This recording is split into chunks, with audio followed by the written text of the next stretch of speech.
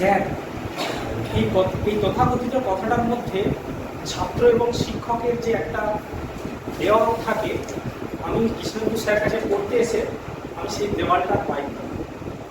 আমি ইংরেজিতে প্রচণ্ড দুর্বল ছিলাম। আমি আমার পরিবারের প্রথম জেনারেশন পড়তাম, গ্রামাঞ্চল থেকে উঠে আসা একটা ছেলে। আমি কম্পিটিটিভ পরীক্ষা দিতে যে বারবার যে বিষয়টাতে আমাকে ধাক্কা দিয়েছে এবং আমাকে ব্যর্থ করেছে সেটা হচ্ছে ইংরেজি। প্রচণ্ড পরিমাণ ভয়ে আতঙ্কে থাকতাম ইংরেজি সাবজেক্টের জন্য। আমি একদিন আমার এক বন্ধু শান্তনুর কাছে স্যারের কথা জানতে পারি এবং স্যারের কাছে পড়তে আসি ডিসেম্বর মাসটা। আমি বুঝতে পারি পুরো পার্থক্যটা।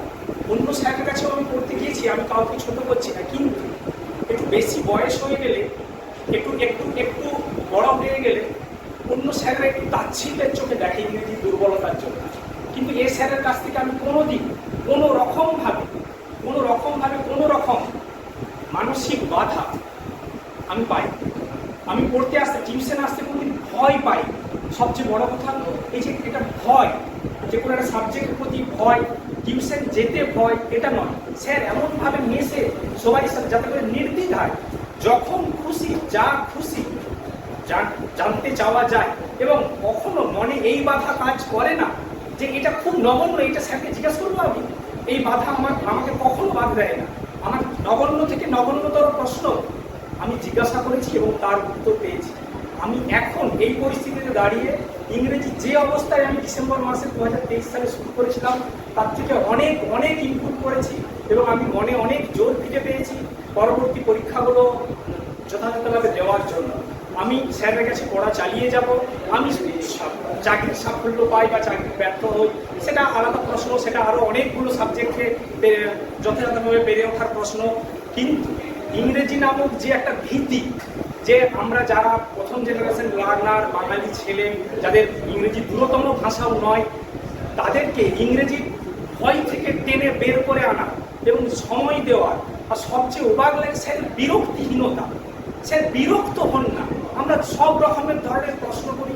বিরক্তিহীনতা আমাদেরকে বিস্মিত করে যে আমরা এত বড় বড় ছেলে, আমরা এমন অবান্তর প্রশ্ন করি যে অবান্তর প্রশ্নগুলোর হয়তো পরবর্তীকালে যে মনে হয় যে অবান্তর প্রশ্নগুলো স্যারকে করি, স্যার বিরক্ত হন না তো?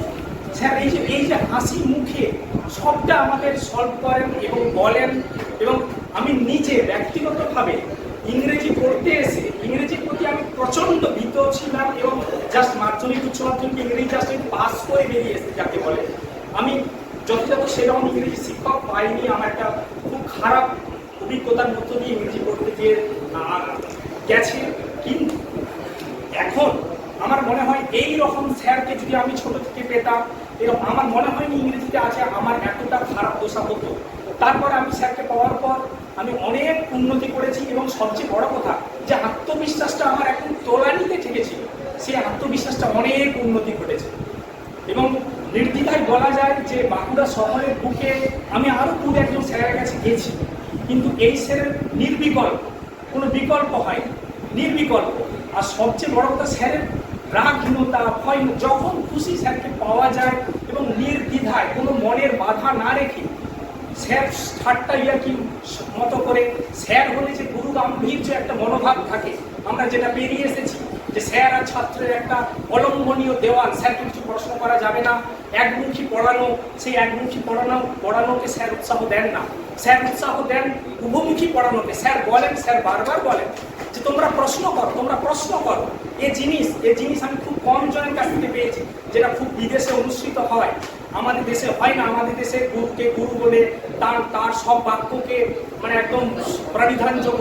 আমি নিজে স্যারের অনেক কথাকে চ্যালেঞ্জ করছি, স্যার কিন্তু তৎক্ষণাৎ সঙ্গে সঙ্গে নিজের সিদ্ধান্তকে বদল করেছেন বা আমার সাথে একটা আলোচনায় এসেছেন।